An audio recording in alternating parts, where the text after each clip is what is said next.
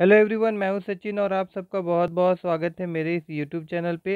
और जैसा कि हम लोग अकाउंटिंग टर्म देख रहे हैं, आज की इस क्लास में हम लोग एसेट्स समझेंगे। ठीक है, देखिए एसेट्स क्या होता है। जो भी बिजनेस इंटरप्राइजेस के पास है, मतलब उसका उसमें पर्टिकुलर चीज़, कोई भी चीज़ जिसमें उसमें हक जता सकता है, या फिर वो उसका प्रॉपर्टी है, या जो भी अमाउंट्स अदर से ड्यू है, वो सारा चीज़ को हम लोग एसेट्स बोलते हैं। वो सारा चीज़ को हम लोग एसेट्स बोलते हैं। जैसे कि अभी मैं एक एग्ज़ाम्पल दूं अगर आप लोगों को, मान लीजिए कि एक बिज़नेस है।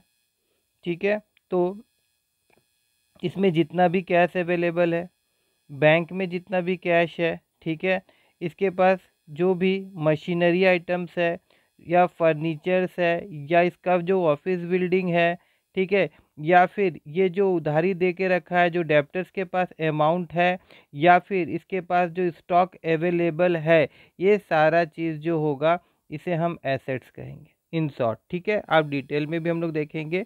देखिए फिर क्या लिखा हुआ है, anything which is enable a business enterprises to get cash.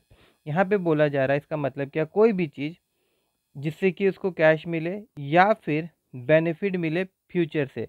मतलब एसेट्स वो चीज़ होता है जो हम लोगों को बेनिफिट दे रहा है और फ्यूचर में भी बेनिफिट देगा। ठीक है ना। फिर इसमें क्या क्या आ जाता है, कैश, बैंक, ये तो मैंने आपको दिखाया, stock, furniture, machinery, land and building, bill receivable, money earning by debtors, goodwill, trademark, etc. अब एसेट्स को क्लासिफाई किया गया है। देखिए दो कैटेगरी में क्लासिफाई हुआ है, यहाँ पे दो नहीं तीन ठो में हुआ है। एक होता है आपका नॉन करेंट एसेट्स, एक होता है आपका करेंट एसेट्स, और एक होता है आपका फिक्चरियस एसेट, जिसको नॉमिनल एसेट्स भी बोलते हैं। ठीक है, अब वन बाय वन हम लोग देखेंगे। सबसे पहले हम लोग क्या बात करेंगे, non current assets. Non current assets मतलब ये हम लोगों को एक साल के बाद बेनिफिट दे रहा है, मतलब अभी भी दे रहा है और एक साल के बाद भी देगा, लॉन्ग टर्म बेनिफिट देगा। ठीक है, non current assets refer to those assets which are held to be continue use in the business for the purpose of proceeding goods services or not means for sale. और हाँ, सबसे important चीज़, ये जो भी assets होता है, ये इससे हम लोग बेनिफिट तो उठा रहे हैं, मगर इनको हम सेल करने के लिए नहीं खरीद रहे हैं। फॉर एग्जांपल, जैसे कि अभी ऑफिस के लिए बिल्डिंग चाहिए, तो आप बिल्डिंग जो खरीदेंगे, इसमें आप ऑफिस खोलने के लिए बिल्डिंग को परचेस कर रहे हैं ना कि इसको बेच के आप कमाना चाहते हैं। तो ये आपका क्या है, एसेट्स है। और कैसा एसेट्स है, ये आपका नॉन करेंट एसेट्स है। ठीक है, यहाँ पे देखिए लैंड एंड बिल्डिंग हो गया, प्लांट एंड मशीनरी क्यों ले रहे हैं, प्रोडक्शन के लिए ला रहे हैं, कंप्यूटर का यूज़ करने के लिए ला रहे हैं, मोटरसाइकिल का यूज़ करने के लिए ला रहे हैं, फर्नीचर का यूज़ करने के लिए ला रहे हैं। तो जिस भी चीज़ को खरीदते हैं और जिसका हम लोग यूज़ करते हैं, उसको आपको फिक्स एसेट बोलते हैं, भी याद रखिएगा। और ये आपका नॉन करेंट एसेट्स में आता है। ठीक है, लॉन्ग टर्म इन्वेस्टमेंट, कोई भी चीज़ अब इन्वेस्ट किया है बहुत ज़्यादा अमाउंट, तो उसका इंटरेस्ट आपको मिलते जा रहा है, तो ये भी आपका क्या आएगा, नॉन करेंट एसेट्स में आएगा। ठीक है, अब फिक्स एसेट्स को दो चीज़ में कैटेगराइज करके रखा गया है। एक होता है टेंजेबल एसेट, जिसको आप देख सकते हैं, छू सकते हैं। ठीक है, जैसे कि land, building, plant, machinery, computer, business में आपको दिख जाता है।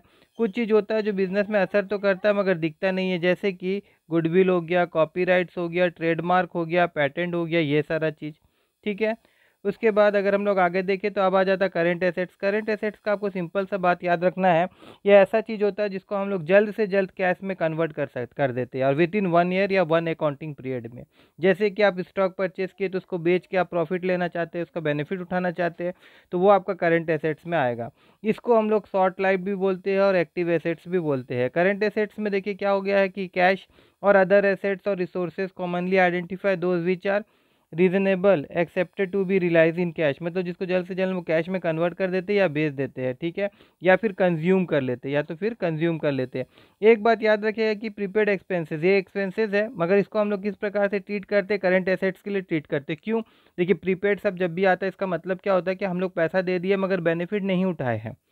देखिए, तो क्या होता है कि बेनिफिट उठाए नहीं है लेकिन पैसा दे दिए है, इसी कारणवश इसको हम लोग क्या करते हैं, एसेट में ट्रीट करते हैं, क्योंकि फ्यूचर इसका हम लोग सर्विस लेंगे, फ्यूचर इसका सर्विस हम लोग को लेंगे, ये हम लोग को बेनिफिट देगा। ठीक है, करंट एसेट्स में फिर देखिए यहाँ पे cash, bank, stock in hand, debtor, prepaid expenses, bill receivable, ये सब आपका करंट एसेट्स में आता है।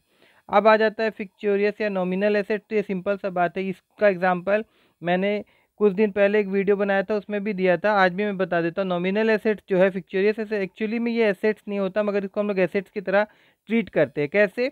देखिए क्या होता है, कभी कभी हम लोग बहुत ज़्यादा एक्सपेंस करते हैं।